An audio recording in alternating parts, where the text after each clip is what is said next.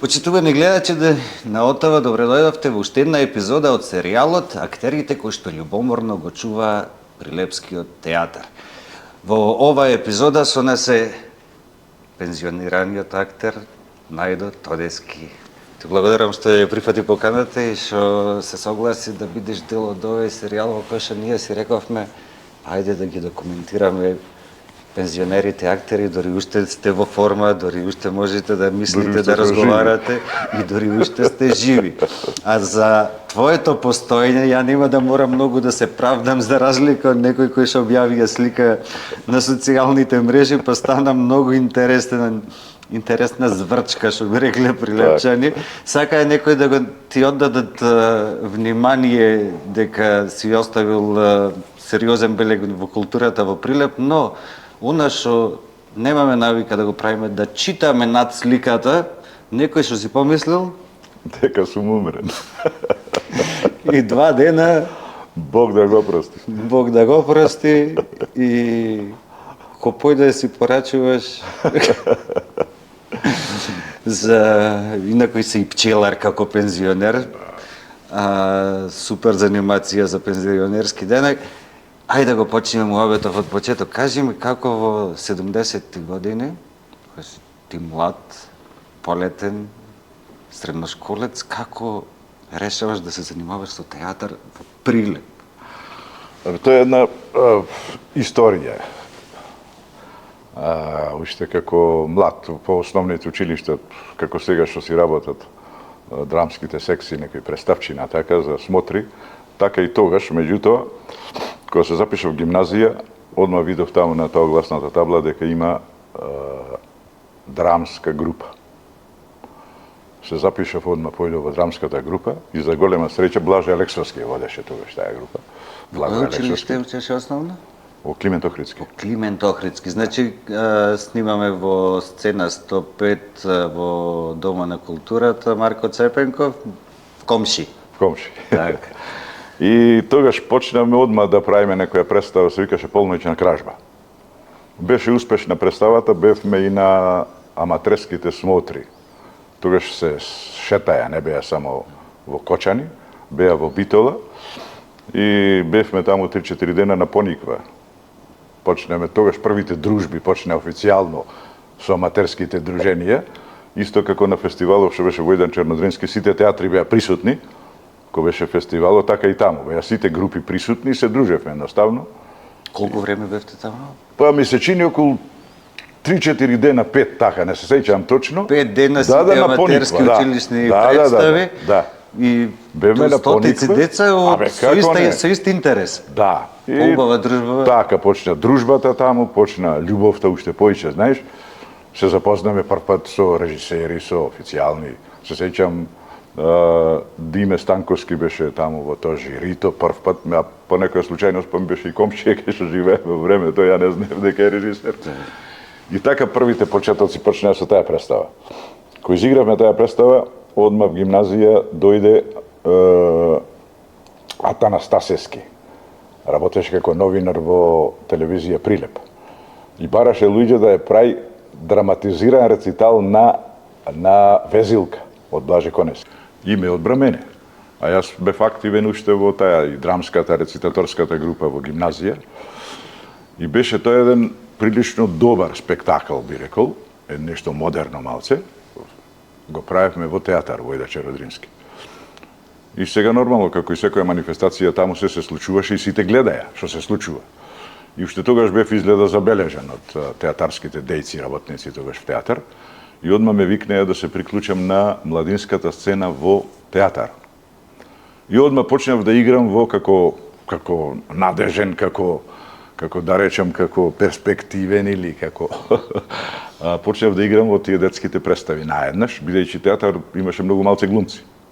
Која ти ја памтиш прва детска представа? Прва детска представа беше Хајди. Хајди. После беше Пипи, после беше Готвачот и готвачката, некако така отприлика се сеќавам. Меѓутоа најнаш после тоа дојде, работеше Ацо Алексов представа за фестивалска представа за фестивалот Војда Чернодрински, ја правеше смртта на трговскиот патник. Жежо покојни го играше Вили Ломан и ми даде тука улога професионална во таква представа. И беше одлична и представата и мојата улога, и на фестивалот доби награда Кирил Жежовски со таа улога, со Вили Ломан. И така уште поиќе мене ми се зголеми љубовта кон театарот, кон тие дружбите. И на првото учество на фестивалов Војдан Чернодрински, бидејќи тогаш сите представи се играа во театарот. И театарот беше отворен нон-стоп за тие 7-8 дена колку што требаше. 24/7. 24/7 и беа присутни сите театри. Сите театри од цела Македонија беа присутни. Имаше со посебна дозвола од општината неколку кафани во градов кои што имаја право да работа ноќе 24 сати, за да има на сабајле чорби, да има буреци, да има ручеци, поручеци, и тие дружби траеа точно 7-8 дена. Значи, фестивал во вистинска смисла на Тој збор. беше вистински фестивал Војдан Чернодрински во правата смисла на зборот, бидејќи фестивалот не е дојди изиграј замини си, него дружба, разговори, запознавање со режисери, глумци, Планирање критичари, за следна сезона. новинари, па така се праја, се договараа и представите. Така се договараа представите. Се седеше во тие бифината, кај нас во бифето, ние си го викавме бифе, меѓутоа тоа фактички беше клуб. Тие се клубој театарски. И во тие клубој 80% работата на театарот е во клубот. Тоа е работна просторија. Меѓутоа дојде период 2002 година кога ни го затворија и тој клубот, и тогаш почна и театарот малце да Ајде, губи ќе дојдеме до тие... И ми беше зборот дека, а после тоа, пак 74-та, 5-та, така, или 5-та, 4-та, не се сеќавам точно, требаше да се прави бегалка во театарот Војдан Чернодрински. Имаше голема аудиција за да се најди Бошко, бидејќи немаше млад глумец тогаш во театарот. И од таа аудиција бев одбран јас да ги играм Бошко во бегалка. Прекрасна представа, изигра прв пат 50 представи, сребрен јубилеј славевме. Беше прва представа која што дошла до 50-ка е бегалка. Да. А ти си Бошко. Јас Бошко.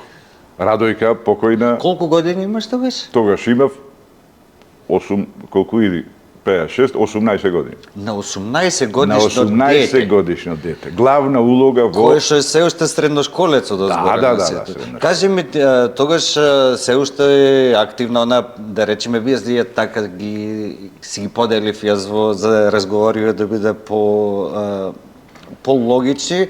Јас ве сметам за втора генерација на Прилепски театар, а првата генерација се оние кои што се вработиле со самото формирање, Блаже Лексовски, Жежо и така натаму. Аце Михајловски. Сега вие сте втората генерација. Мојабетов ми е. Веќе станува збор за етаблирана екипа која што нема меѓу нив возраст за да ги игра таа улога, али тие добиваш таа обврска да ја носиш главната улога, можеби на една од најважните драми кои во историјата на македонската драматургија.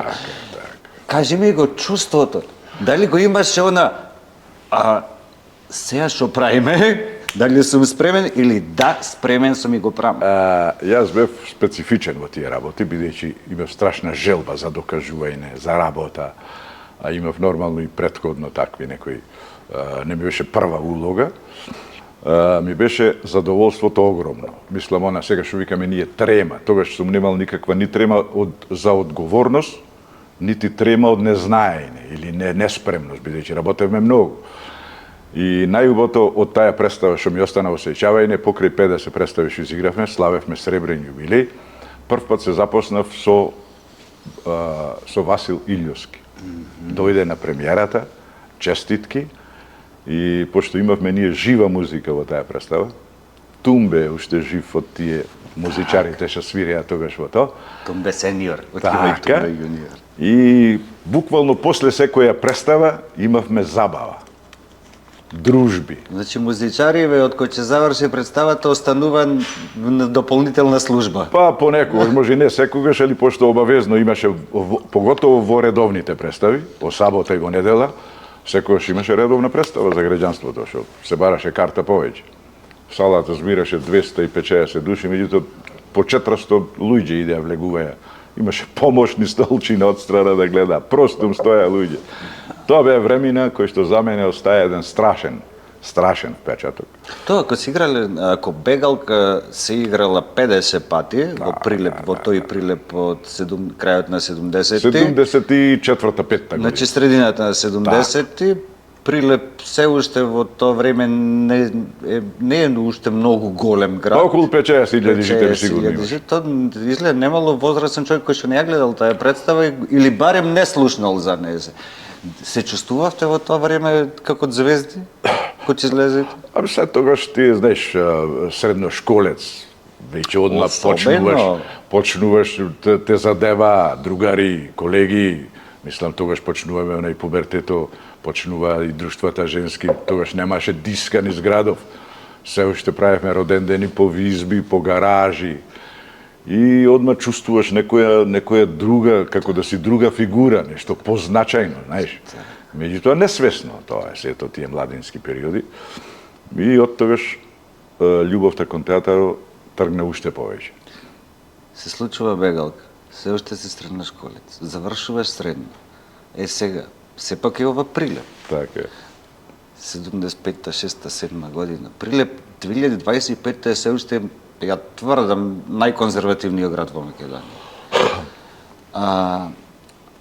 Како се решаваш да ја знаеме процедурата, аудицијата, ама како ти се решаваш дека јас во Прилеп ќе го работам ова и ќе живеам од ова? И тука има приказна. Кажувај. После 76-та година заминувам Скопје на факултет.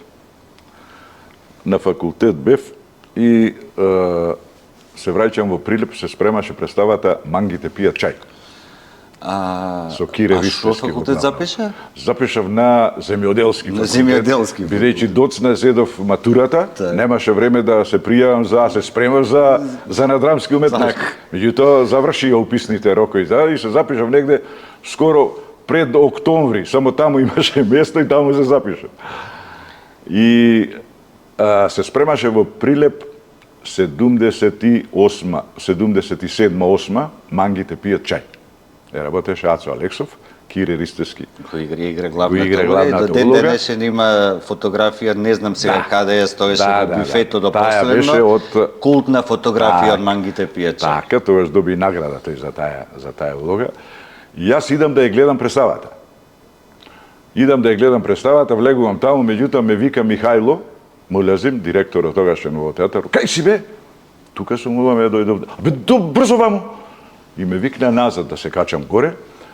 Пред тој ден Рампо Конески имал инфаркт, глумецов, а играше во представата. И ми вели, слушај, вака и вака се случи. Колегава Рампо имаше инфаркт, брзо ти да влезеш во неговата улога. Молам, јас појма немам од представа. Че ти кажа горе. Ајде горе во репетициона сала, едно 2-30 минути, пробно, ме зедоја Джуме, покојни и Пепио, Сонив игра во тие работниците што ти играше во таа представа чини. На ист начин влегов. И тука игра во тие и текстот го зедов, брзо учев текст, нормално како млад човек, и го научив текстот што беше и ми каже, че ти кажува кога да го кажуваш текстов. И фактички појдов да ја гледам представата, а играв на самата премиера на Мангите пијат чај. Заврши представата, заврши циркузо, после разговорите во фоајето, во бифето, таму кај што се дружевме, после премиерата, Михајло ми вели, кај си ти сега? Јас сум волам на факултет. Абе, како факултет, вели, шо факултет тој? Волам в година че се запишувам. Абе, какви драмски уметности? А во тој период Рампо, инфаркт, Жежовски, Бог да го прости, беше многу болен на умирање, Цане пред пензија, Аце Михајловски пред пензија, Правда пред пензија и буквално театар остануваше со 7-8 души. Појди ми, вели, пријави се војска, врати се, одма те вработувам за глумец. Ама молам факултет, бе, директоре, нема. Не ти треба факултет, слушај ја што ти велам. И јас пресреќен се пријави војска, отидов војска 79-та, ме дојде покана да појдам во јануари, се вратив 80-та, 81 година, во јануари ме примија на работа како професионален глумец. Тоа е приказката. А инаку за манги пијат чај, не ми се верува, воглавно не зборувам во интервјуа за мене, ако се поклопи вака е многу интересно. Да. Последната представа на тоест втората изведба на манги пијат чај, кај што Трпче го игра главната улога. Ти го играш инспектора тамо? Не, јас ги играв Коста. Коста го играше, така. Инспектора го играше Џуме, Лесна му земја. Јас ја работам тогаш детската представа што ја режирав во Прилепски театар и напоредно се работа. И Стојан ми иде тогаш, вака и вака митата, Димитар Ѓоргиевски имаше здравствени проблеми. Да, некаде на И рече, влегуе, што реков, ај сега ако сум тука. Така е да спршам работа. Имав 2 проби само. Толку е, таква е приказката со моето вработување, меѓутоа имаше аудиција. Аудиција имаше.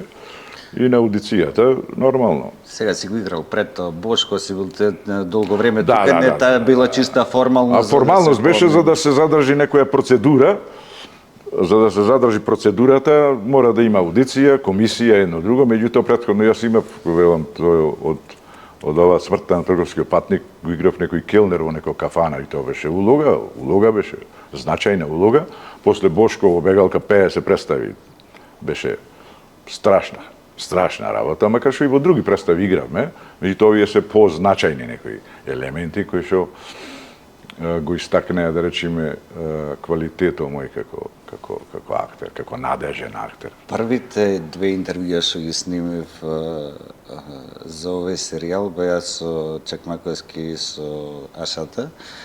И нив ги представив како двојецо, Прилепскиот двојец од најпознатата македонска комедија Славонски патрди, Цанде и Сотка. Сега ти си главната улога во втората најпозната или да речеме тој Викенд на мртовци, ти си Тасе. Прилепскиот Тасе. Јас се сеќавам на тај представа, Славонски патрди била многу одамна, ама Викенд на мртовци се работеше кога бев средношколец. И тогаш заприметив кај тебе една работа која што ја владеш, немам, ај се да не споредувам со други театри, ама во Прилеп кој што играта на зборој ти е еден мајсторилог кој што ретко кој го има. И знаеш да импровизираш со зборовите. Ќе ти нафрлам само како шлагвор во целава прича да му биде на сите јасно, имаше онак по телефон кај што правите муавет со Цанде, и га слушај Цанде, слушај, добро кажи. И тоа го има 4, 5, 6, 10 пати во представата и тогаш сватив дека еме толку елементарна реплика, ти од толку малку зборови преш да биде тоа интересно, кога го откри дека го имаш? Јас имав голема среќа, кога влегов на работа 81 година, да работам со многу режисери. И тоа режисери со имиња кои што дотогаш многу ретко и лично доаѓале во Прилепски театар. Дотогаш, како аматер се сеќавам, работеше со Мацо Алексов, идеше, правеше некои представи. И то после, со моето влегување дојде Чортошев, син на Чортош Старио, син негов, режисер, покоен, млад загина, дојде, работеше представата Живот во моите раце, од Питер Устинов. Јас го играв Џон, младичо, главна улога. Тогаш се збира, татко му идеше, мислам, кога ќе работеме во времето, ние имавме многу гости, додека трае пробите, додека трае процесот, додека беше процесот на произведување на таа представа. И уште тогаш Чортош ми кажуваше некои работи, некои тактики, некои споредувај на ликои со животни, со вакви, такви. Меѓутоа јас бев човек кој што не оставав ништо на случајноста. Едно што ќе ми каже, и тој јас многу прашував. Многу бев дури и досаден понекогаш. Старио Милчин кога работеше, истото се случуваше. Најдо ми велеше, многу си досаден. И Милчин Старио, исто после дојде работеше, и тој ми кажуваше дека имаш страшен, баш как говорни способности. Неверојатен говорен апарат, ама тој е мисловен процес кој што го преш. Мисловниот процес, тој ми го кажа дека ти идиот што имаш многу читано. Јас имам страшна литература исчитано и како средношколец и после бидејќи се едуцирав од сите тие овие театарски што се книги. Блаже ни даваше некои бугарски да читаме, Жмарата ни даваше хрватски, имам читано, српски, фактички литература која што сета се изучува на академиите. И за глумци, меѓутоа и за режија. Бидејќи после водев младинската група во театар и направив некаде околу 5-16 представи. И Милчин тоа ми го спомна, бидејќи многу владеев и бев горем рецитатор. Владеев со тие рима, ритам, со дактили, трахили, тоа се сигурно си ги учел гимназија, кои учеле. Тоа се страшни работи и ако не ти се познати, и ако не ги владеш, ако не ги знаеш, не можеш да манипулираш со збороите. Јас сум актер кој што ми каже дека не сум актер кој што учи на памет. Јас учев ситуација. Абсолютно. И ако ми е позната ситуацијата, што се случува, можам да направам игра на зборови, бидејќи ние сме сите луѓе. Некој застанува мозокот, не знаеш која реплика ти иди наред. Меѓутоа знаејќи ја ситуацијата, можеш толку да извртиш, да со други зборови да ја кажеш, да ја вратиш ситуацијата на право место и да продолжи самата работа. Ама од ситуацијата треба да произлезе реплика, а не обратно. Да биде жива материја, а не чекај сега имавме порано една. И тој мајсторолог кога не однаш што го кажува 100 пат, секогаш да биде како прв пат да го кажуваш. Така е. Затоа театарот е интересен, затоа е убав театарот, затоа секоја представа е различна. Поготово оваа представа што ја спомна за Викенд на мртовци, за неја имав прекрасна критика, таа игра исто и во Скопје. Меѓутоа кај нас беше сосем поинаков елементот. Скопје играја на смешка, правеа смешки. Таа е црна комедија, представата е, текстот е црна комедија. Ние игравме толку сериозно бидејќи тоа е комедија на ситуација. Апсолутно. И некој е страшно, со умрени луѓе ти, не можеш смешка да мртовец дома, чекаш ката да ја донесе. И Иван Ивановски, Бог да го прости, дојде и гледаше представата, вели, ова не е можно, вели. Не е можно, вели. Како што го најдо, вели, со сурат немтурски, го игра, вели, тасе, а публика, вели, паѓа од смејне. На најдо, вели, око не му трепнува, не му мрда ни влакно, ни муцка, вели, да се смеј.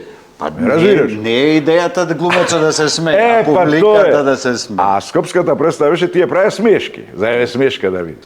Затоа беше таа, не само таа представа, мислам, јас појдов од сците. И јас затоа имав проблем многу пати, поготово со Арсени од Платнаро, што беше правеше Владе Милчин. Јас многу пати знам да ги избуричкам репликите, да не бидам прецизен во репликата, меѓутоа ситуацијата, да кажам и смислата. А Арсени беше представа на реплика. Прецизна до неверојатност. Меѓутоа, пошто учев текст, знаев, и беше и таа една одлична представа. Тргнав од муабетот дека почнеа многу режисери, познати имена да доаѓаат во Прилеп, и така стана мојата голема надоградба. Дефинитивно, муабетов ми дојдовме од тук до правилни одговори, за мене најбитниот дека си читал. Да. И тоа е тоа. Ако не читаш, наобразбата, литературната наобразба е основа за нашата работа, бидејќи ние сме спремале и антички представи, и секакви. Јас дури не прочитам, да речеме, работевме Антигона. Покрај она јас што бев гимназијалец, што сме учеле за тој период, обавезно земав литература да прочитам што се случувало, кои биле тие кралови, царови, што било, што се случувало, за да имам барем една глобална слика за како да действувам. Го играв таму гласникот, исто имав една прекрасна улога, Милчин работеше, стариот Милчин. И ми беше зборот дека работев со такви професори, со Владе Милчин и син му работеше, па дојде после Бранко Ставре, па Љубиша Георгиевски. На крај на краиштата, вие сте вашата генерација со исклучок на Чакмако, кој што го формално го изоде тој факултет, вие го завршивте работејќи со тие луѓе. Така, тој беше првиот академец во Прилепски театар, што дојде некаде 83-14 точно. И тоа е богатството, да речеме, наше, мое, за мене кажувам, што јас многу работев. Сега во многу работев, ти си единствениот, ајде сега, Чакмако ми каже дека и тој сработил монодрама, но си изиграл само еднаш, ама Сократ си изигра многу пати. 16 пати, од прилика колку што Што за монодрама во Прилеп во тоа време е сериозна бројка. Мене ми е многу бледа таа представа, знам дека ја гледав, бев мал, и знам дека ја работеше за некој јубилеј. Зошто Сократ? сакав да направам нешто да одбележам 20 години од вработувањето во театар. Значи тоа е точно 2000. 2001 е правен. 2001. И како да правиме, што да правиме, во тој период Стојан Стојановски работеше доста представи во Прилепски театар и се дружевме доста, разговарав со него и му велев што да најдам бе нешто за сакам да направам една монодрама. Слушај, вели, ти си сериозен тип, и тој ми ја предложи Сократ. Судењето и смртта на Сократ. И така е почнавме, тој ми беше како ментор, како режисер на монодрамата, и така е почнавме да ја работиме. Меѓутоа за Сократ, бидејќи Сократ нема ништо напишано, сите за него пишувале. Не го. Така. Јас собрав буквално сета литература која што постои за Сократ, што ја пишувале и Платон и таму и други, за да разберам што човек бил, каков човек бил, за да можам да действувам како Сократ, а колку што можам да го доближам тој лик. И така да, добро што го спомна, тоа ми е еден од најдрагите ликови и улоги кои што сум ги играл во животот како театарска. Тоа е историски во записите на античката. И таа представа е сакаја многу средношколците. Игравме за средните школи обавезно, бидејќи и како лектира нешто беше. Меѓутоа играв и во Битола на фестивалот на монодрамата. И толку малце и системот ни се наруши тогаш. Театарот не беше повеќе театар, стана центар за култура. Како што и ден денес. Како што и денеска. Процедури беа за да се пријавиш некаде на некој фестивал, па се смешаја партиите со партиски политики, наместо театарски политики, антитеатарски политики. И така да, инаку можев многу да ја играм таа представа, беше многу добра, ме канеа на многу места. Баш се сеќавам, ме пријави овој новинар, беше во Молдавија, мисчини, или не знам каде. Пуштивме, како се вика, касета, беше снимена на касета. Меѓутоа дојде дописот дека многу сократовци имало пријавено, па заради тоа не сум бил влезен во програмата.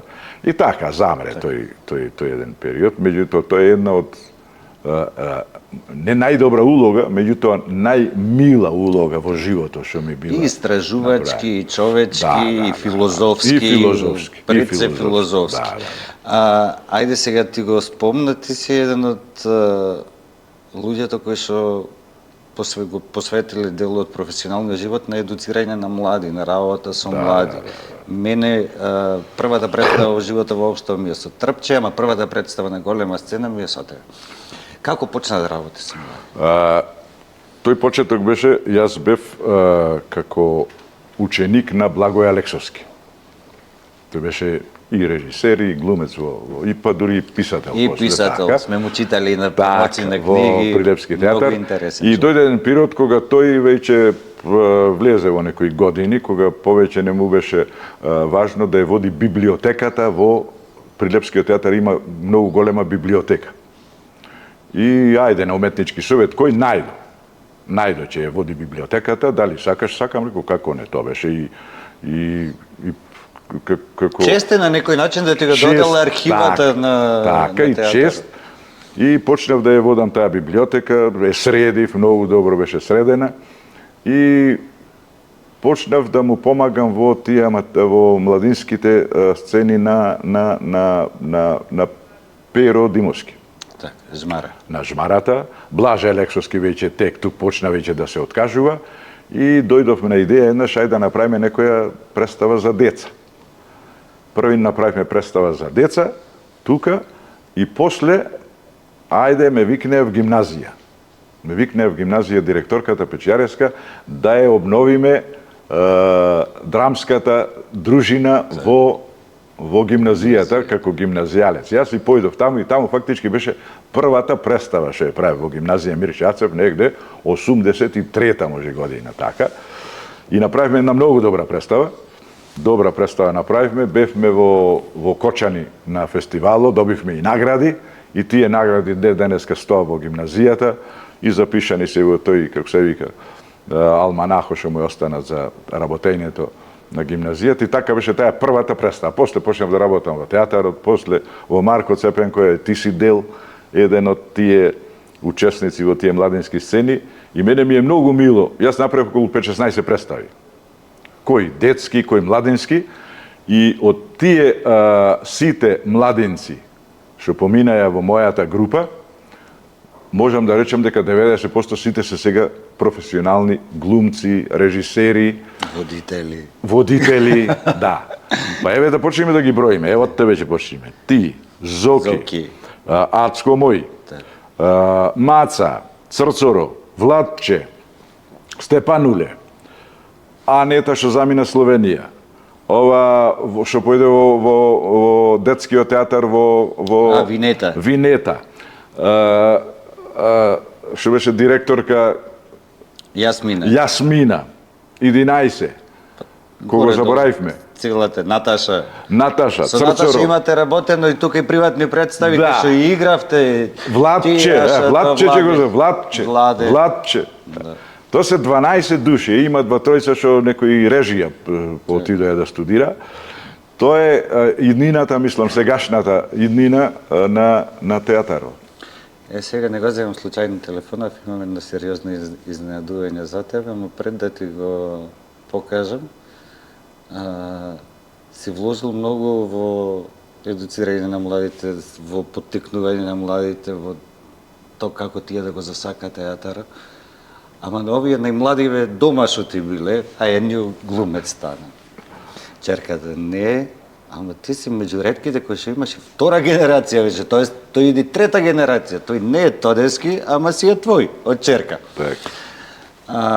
Стефан, што мислиш, како му било на децата да раста со татко глумец, од твоја и со дедо глумец? Во тој период, да речеме, јас не сум бил свесен за тие работи, меѓутоа сакаш нечиш, децата се дружа со тебе, гостите дома ти се театарски работници покрај другите што ти се роднини, и сака нејча мора да слуша, сака нејча мора да е впива таа, јас го викам, тој воздухо, уметничкиот воздух, таа атмосфера.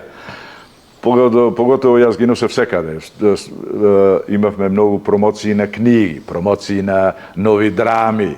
Секоја недела се случуваше нешто или во Марко Цепенко или в театар. Јас бев еден од двигателите на таа работа, заедно со како се викаше, со Трајче Крстевски. Трајче писателот Трајче Крстевски. Лесна му земја и тој почина. После имав договор склучено со Друштвото за наука и уметност, кој што беше тогаш во вишата оваму, за промоција не само на театарски книги, дела, него и на стручни дела, кои што доаѓа од Скопје, и јас му ги промовирав скоро сите дела кои што ги издаваше тогаш тоа Друштвото, така да децата сакале нечеле, че се навикнат и слушаат. Спомна и Гордана беше голем фан и голем љубител на театарот, и таа имаше огромна, таа играше во представи. Играше Хајди и Пипи, ги играше главни улоги во професионалните представи во театарот. И имаше огромна желба да види во нашите театарски води, меѓутоа поради некои така тогаш случувања се преправи во последен момент, така да не продолжи со таа работа, пак Александар продолжи лозата и се вилам дека понатаму. Внучето од черка ми исто така е голем фан, голем љубител на театарот. Веќе студент на драмски? Не е студент на драмски, не успеа да се запише годинава. Леле, ја мислев дека се запише. Не се запише годинава, меѓутоа еве го сега ми се јавува секогаш, стално ги следи овие театарските збиднувања не само на факултетот, него и во Скопје. Нек не гледал Глембаеви од Црнагора, што беше дојдена, па одма ми се јави, дедо, да видиш вака, така и така. Мислам дека па ќе видиме в година. Така е. Сега можеме да стасаме, да ти пуштам нешто. Имам една минута да кажам како е тоа да се расте покрај дедо глумец. Искрено за мен една минута е прекратко. За мојот најголем идол и мојот најголем критичар ми се потребни барем 2 документарци и 3 книги. Најпрво ми беше чудно од каде го знаат сите, зошто се поздравуваат сите со него. Но сега ми е јасно. Иако за жал ја немав таа чест да гледам како тој спрема улога и како работи дома, но имав чест јас да спремам улоги и јас да работам со него. И тоа е нешто за мене лудо и незаборавно. Поздрав, дедо. Поздрав. Браво. Се спремавме многу. Изненадување во се Браво, венеса. одлично, одлично. Се спремавме, меѓутоа имало доста пријавени и не влезе во првиот круг. Ни прв, ни последен. Не е ништо страшно. Јас му кажував дека Љуба Тадич е 3 пати бркан од академија. Ристановски не е примен првиот пат на академија. Мислам што се 2-3 пати и тај не е да, само една. мислам има актери кои што меѓутоа љубовта останува секогаш. Важно е да ја сакаш нашата професија. После ние имавме во нашиот театар, додека беше театар, негде до 2002 година, тој клубот што го викам Бифето, важеше Прилепскиот театар со најголем театарски дух. И затоа има огромна желба сите да доаѓат и да работат во нашиот театар. Ние имавме страшен колектив. Дух театарски, но од театарот се пак колективна работа. Меѓутоа, Затоа и една зграда за која што ќе правиме муабет уште малку има некоја посебна енергија. Не што има посебна енергија, него сите кои што доаѓа и играе и работеа представи како режисери, кажува дека таа е најдобрата театарска сала во Македонија.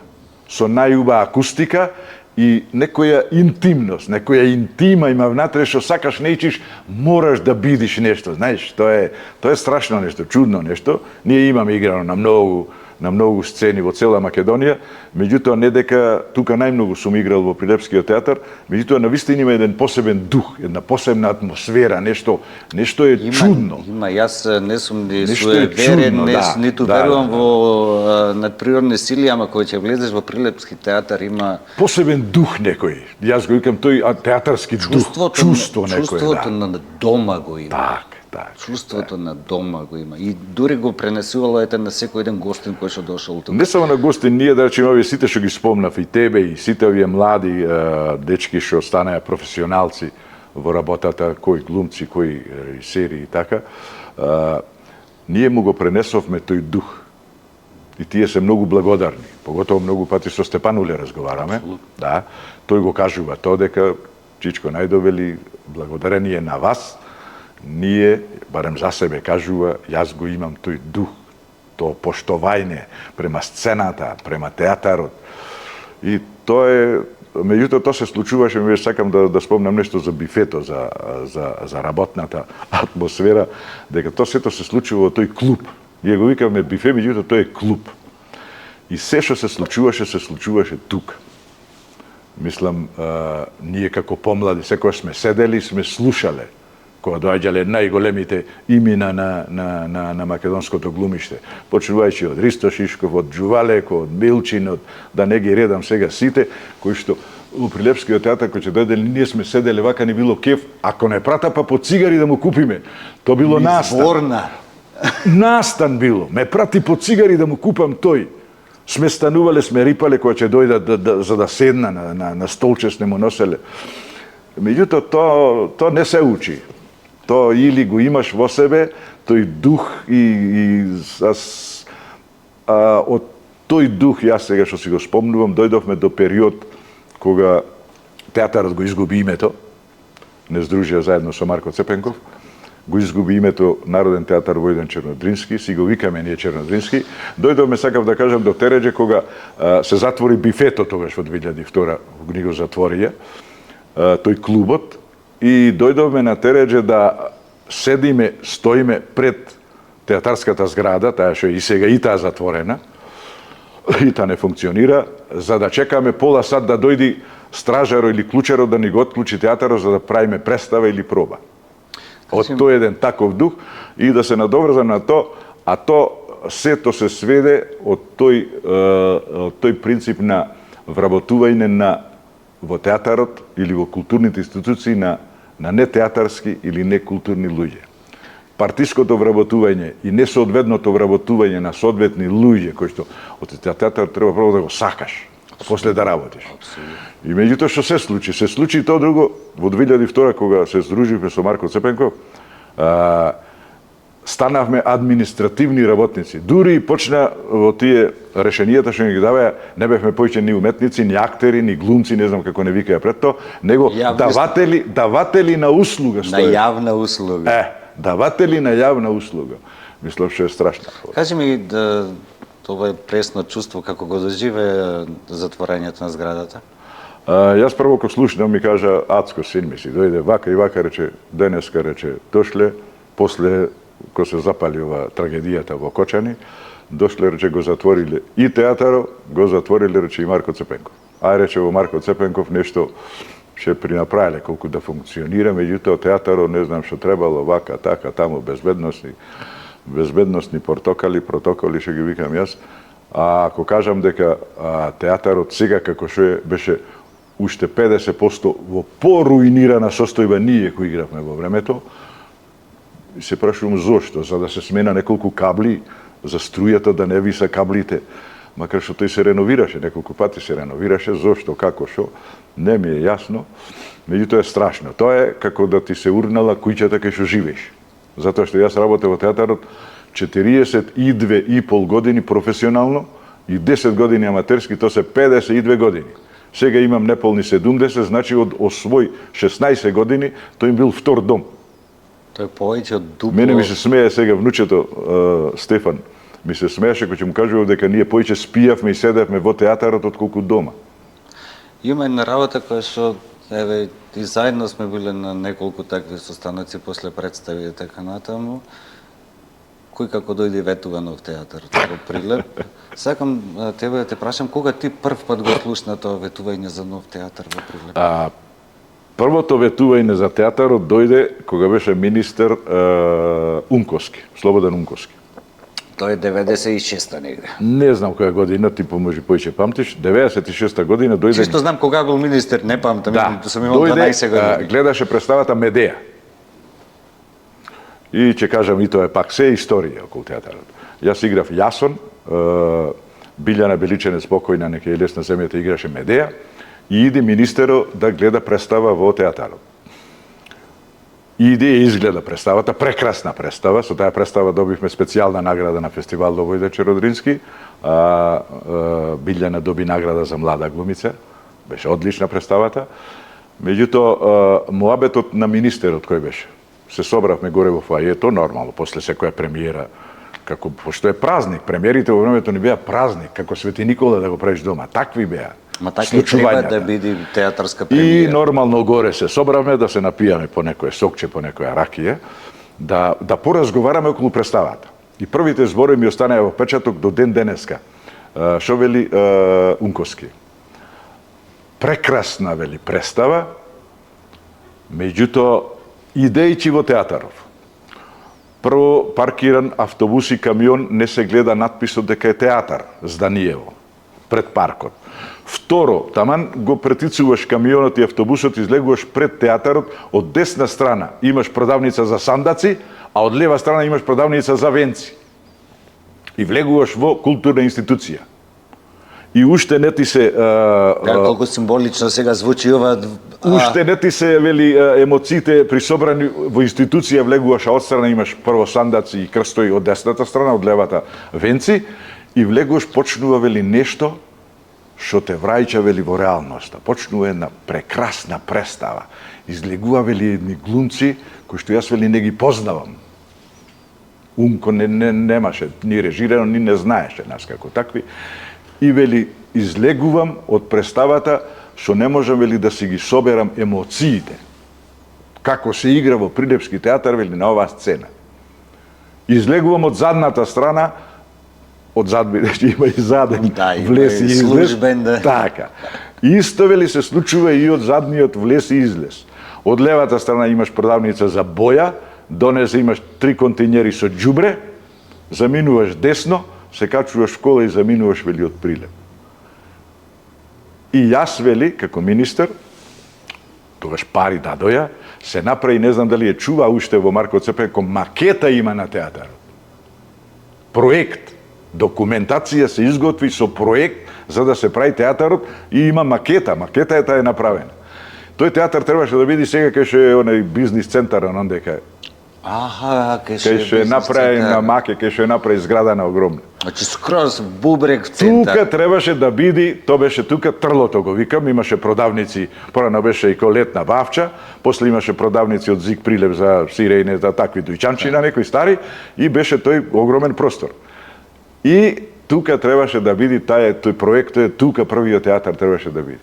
Меѓутоа, замина Унковски, замина проекто, остана само тие документацијата од проекто и макета, има макета направено, макета е донесе, тој специјално. Тој е првиот театар. После, како ќе дојдеше градоначалник, поготово во Прилеп, макар што тие нема никој пат ингеренции да направи театар. Не е нивна надвежност. Сакаја да се сликаа со глумците и обавезно ветуваја театри, па негде околу 4-5 театри до сега има ветено. Јас последниот пат му се смеев на овде како не сликаја на последниот градоначалник, му реков, толку многу театри ќе направите, јас пред пензија сега веќе почнав да не памтам, нема да знам во кој театар да појдам. Истиот муавет со Дани го правевме кога се снимавме, уште лани беше. И рече толку многу театри ни направиш, а не знаеме во кој театар да влеземе. Да, мене јас се сакам да бидам малце смирен, не сакам да бидам затоа при крај само меѓутоа мене ми е многу криво и многу жал ми е што Прилеп дојде на овакво тереđе. Да нема зграда, макар што името веќе театар не постои. Тоа е техничка работа, може да се... Меѓутоа ми е многу жал што нема ништо не се случува во град. Немаме телевизија во Прилеп. Не знам колку години, 5-16 години. Нема промовирање на ништо, покрај ништо не се случува. Нешто што се случува на принцип на дујчанчина, нешто на помини замени. Се уништи фестивал, Војдан Чернодијски се уништи. Ова преска го спомнав малце дека во времето се одржуваше фестивал во театар.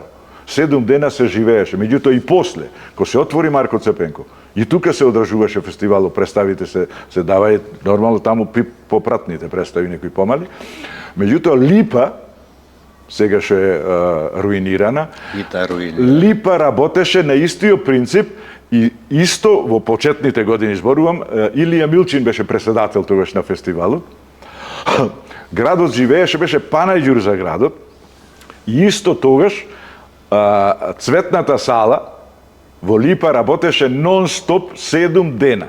Сите театри, сите театарски уметници, критичари, новинари, писатели, режисери, сите бевме собрани на едно место тие 7-8 дена додека беше фестивалот.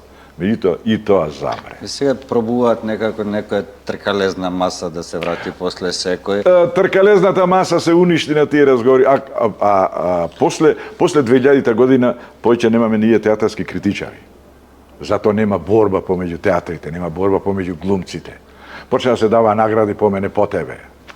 И жално е, јас со 42 години стаж и 140 улоги изиграни во представи, од кои 40 не може и фазла главни улоги. Имам награда добиена како млад актер 88 година во клаустрофобична комедија од Душан Ковачевич во режија на Стојан Стојановски. И со еден таков ентузијазам сме живееле, фактички животот ни поминал во тој театар. Театар е ентузијазам без... Во тој театар. И сега, ова што се случува сега, последната представа е гледам просторијава, нек не е гледав, се случува во оваа просторија. Не е случајно снимање во овде. И ова е сега најсоодветниот театарски простор кај што се играе една прекрасна представа, морам да кажам и тоа. Простор за представата. Да. И ова не може да го адаптираш за сите можни представи, не е сцена. Ова е импровизација, меѓутоа да спомнам, секако разговараме дека една прекрасна представа гледав некни, можам слободно да кажам дека во последните 10 години немам таква представа видено, се што се правеше до сега не е на тоа ниво, и режиски представата, и актерски одлично одиграна, и ми е мило дека сепак, иако немаме простор каде да играат колегите, сепак театарот си велам дека има надеж и дека ќе живее понатаму. Да речеме, како пак ќе ја спомнам, беше навистина на 3 ноемврискиот говор на Дани, беше историски, беше навистина голем, вирален, разбра цела Македонија за целата приказка. Некако да пробаме, еве, од овој простор кој што... Јас сето тоа го разбирам, меѓутоа, еве, ќе ти влезам во мобето, ќе речем, што се случи после тоа? Ние имаме пратеници во Скопје, имаме министри во Скопје, прилепски. Што Што направиле тие, што досега што направиле и досегашните од 90-та година и што направи овие сегашниве, што е најново што го спомна колешката Некни, дека некои се мајтапи со наградава бидејќи театарот повеќе не постои. Не постоеше со име и презиме како Војдан Чордиски од 2002 или 2003, а сега не постои никако зграда. Што направивме ние? Дали некој спомна некаде нешто дека чекајте бе луѓе? Градот кој што имаше фестивал на државно ниво на Југославија, најрепрезентативен фестивал, доаѓа представи од Београд да игра тука, да затвора представи. Ние направивме обично дујчанче од фестивалот Војдан Чордиски. Сега направија сите најмали градови, направија театарски фестивали, чудо некое. Па мислам дека го девалвираја Чернодрински со отворањето на фестивалче во секое. Па се девалвира. Како и секоја работа, тоа почна некаде пред 20 на години со отварање во секое гранапче, факултетче и фестивалче. Почне да носи овде камерни представи. Ние имаме фестивал за камерни представи. Да, Шишков. И сега почне публиката да не може да дојде да гледа представи. Јас не можам да влезам да гледам представа. Бидејќи ти носи обезбедување од Скопје и се не може да те пусти човекот не те познава. И не можеш да дојдеш да гледаш представа на фестивалот. Не ни треба да те пушта, ти треба да имаш како актер во Прилепски театар. Тоа го зборувам дека не можам да влезам јас, неќам насила да влегувам. Како да влегувам насила сега се тепам со портирот, бидејќи портирот мене не ме познава. Страшна работа се случува и мислам јас сум многу огорчен. Веруваш дека ќе се реши проблемот со театарот за брзо, за да не би трпеле реално и ова јас сум голем генерација големи последици. Песимиста сум јас за таа работа, не верувам, бидејќи ние имавме кога го здружија театаров со Марко Цепенков, ние имавме големи обиди да се пресели комплетно театаров во Марко Цепенков. Меѓутоа таа прва не е театарска сала. Условите се страшни и не може да се работи тука, бидејќи нашата работа е зимска. Не зборуваме се пресели, зборуваме се реши проблемот не може да се реши. Не може да се реши, бидејќи прво треба градот да застане, Ние како работници, како уметници не можеме ништо, ние можеме само да кажеме. Меѓутоа има институции. Прво треба општината, градот. Ако му стало на градот, на тие градоначалници, на тие пратеници, на советници, на министри, што се чука в гради, дека ние, шо вие, сиде се тепа си направи кафани во градот. Еве кој направи Велес. Велес немаше ништо. Велес имаше, може ти не го памтиш, не знаеш, имаше мудбаче од театар. Меѓутоа, првата министерка што беше направи зграда. Вториот министер, сега што е Лутков е министер, актер, сега го врати името само на Велешкиот театар како театар, а другите сите останаја центри за култура. Ако сака градо, ако има луѓе кои што сме ги гласале, сме ги пратиле да не представува како град, треба да вратат нешто да придонесат за градот. Некој ги гласал, дали сме ги гласали, без разлика, представници се на сите што живеат овде. Градов ги пратил да го представува градот. Апсолутно. И тие треба нешто да донесат, да врата за градот. А имаме ние таму пратеници, имаме министри кои што се по 2, 3, 4 мандати таму. Ние немаме ни телевизија во градот. Не знаеме што се случува во градот. Ако не излезе во некој клуб и вака да разговараме. И затоа сум песимиста. Дај Боже да ме демантира и во најбрз рок да има театарска сала, да има театарска сцена, да заживе и градот. Бидејќи јас прво мене да не знам каков збор да употребам, прво не ми е јасно како може Центар за култура, еве кај што сме сега, во сабота и во недела да биде затворен. Во недела да не работел театарот или Центарот за култура. Во 8 сато се затвора. Ама не сме ние фабрика вече. Ние работиме во времето на сите празници, државни празници. Сабота, недела, па кога ќе дојде публика да не гледа? Апсолутно. Кога ќе дојде? Представа за деца да нема во Прилепски театар. Па во времето имаме по 3, по 4. По 3, по 4 детски представи. А сега во сабота, во недела, буквално внучината или родителите млади нема кај да ги однесат децата, нема зоолошка, нема театар. Се тепаја, ние игравме по 2 представи, едната од 11, другата од 12, да ги задоволиме потребите на децата, за да не ги вратиме да си оде дома расплакани. И то секоја недела. Секоја недела. Ајде вака да завршиме насмејани со надеж дека ќе се решат проблемите, дека повторно децата ќе имаат, еве, и затоа ги снимаме овие интервјуа, затоа што навистина мислам дека вашиот апел Прво, никогаш не треба да ги изгубиме почит кон вас, кои што сте оставили 40-50 години на таа прилепска сцена. Никогаш не сме да згасне спомено за вас, сега сте уште живи и здрави, ама по 30-40 години да има едно материјалче кој што ќе остане, како реков, ко сакав да најдам некој кој Јас, Мики, сум многу благодарен, баш е поздравувам твоја акција, многу е добро. Може трет пат ќе спомнам дека ние немаме ни радио, кој ќе го прилепни телевизија, кај што можеш да појдеш да дадеш или интервју или да разговараш за нешто. Обично се разговара негде кој ќе се случи нешто, кој ќе викне градоначалникот да го слика, а инаку не знаем што се случува во градот. И ова ќе остане сигурно еден запис за понатаму, благодарение на тебе, што ми е многу мило, бидејќи не само во градов, него и на ниво на Македонија гледам дека нема емисии за културата. Некој е една нешто водеше, некој девојче таму во Скопје, меѓутоа тие си вода како локал, како за Скопје. Ама види, секој треба да се грижиме за локалната заедница. Па тоа затоа го спомнав дека ние имаме представници наши на државно ниво кои што треба да вратат нешто за градов за да ги памтиме како такви. Готов е градов, готов е. Готов е на културно поле, да не зборувам за образование, за здравство, за тие работи. Дури сме живи, дури мрдаме, ќе се бориме и ќе да се надеваме дека ќе крева, знаеш како што паѓа свеста и желбата за одредени работи кај населението, така со мал импулс можеби е можно да ја вратиме. И оптимизмот сепак барем во мали количини треба да го има, надежта треба да има, затоа што па на крајот на краиштата зашто го работиме се. Така е, така е. Фала ти многу. Благодарам на поканата. Фала ви вас што гледавте и се надевам дека ви беше интересно и инспиративно пред се и се гледаме во следната епизода. Кој ќе биде следен? Ќе се гледате.